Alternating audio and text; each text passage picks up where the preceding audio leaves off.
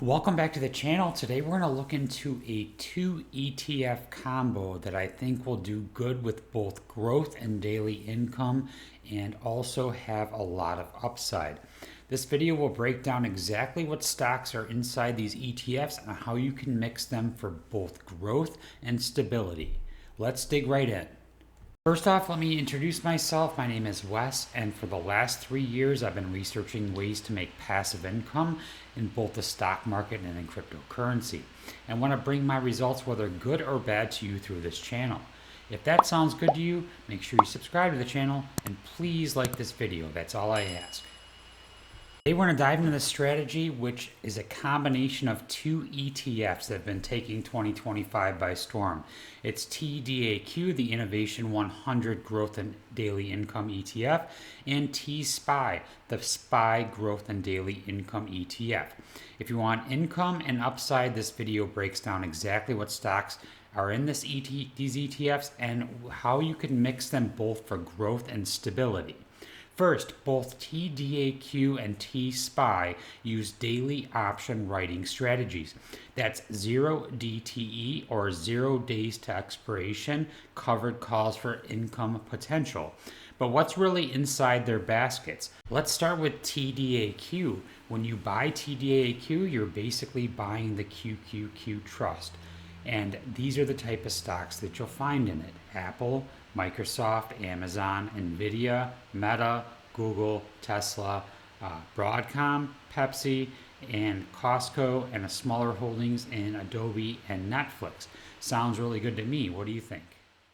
TSPY, meanwhile, mirrors the S&P 500, which is the broadest benchmark of U.S. large cap companies, using the Spider S&P 500 ETF Trust, SPY, as its main ingredient.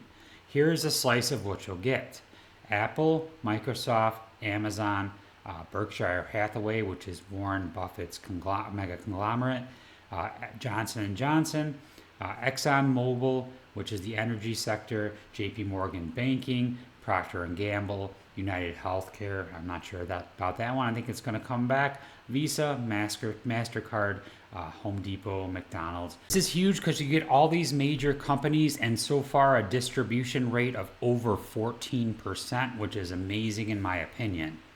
How should you split these ETFs in your portfolio?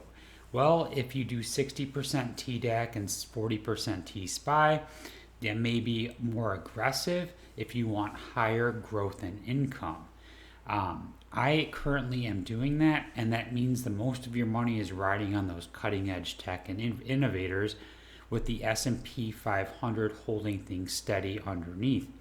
If you want to flip that around and get more conservative, then you do 60% TSPY, so you have more in the S&P 500, and 40% TDAQ.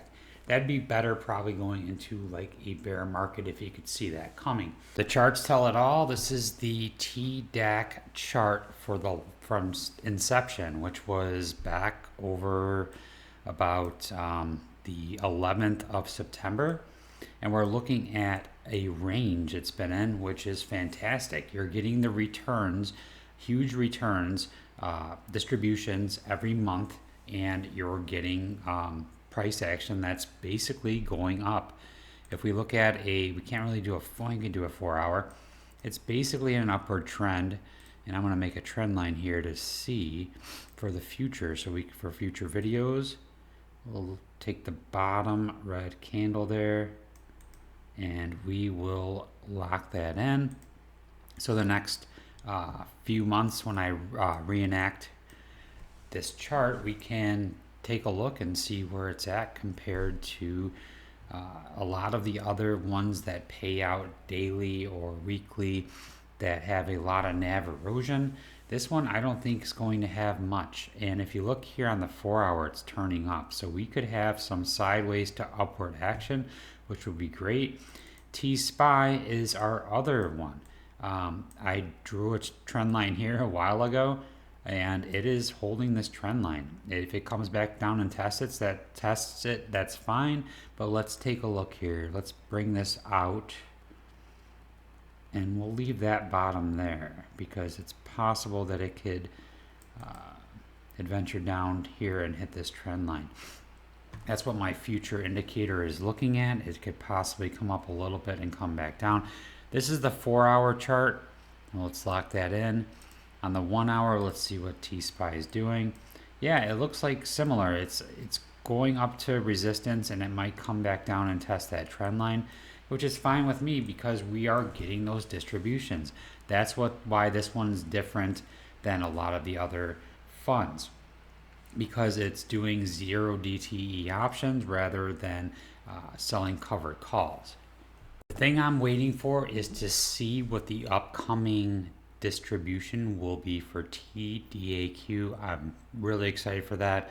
I am invested, and you have to invest by the 20th of October. That's the date to get the upcoming distribution. Let me know your opinion on this fund. It's one of my favorite. It's very new, so be very careful and do your own research. But I love this one going forward. I think the team is good as well.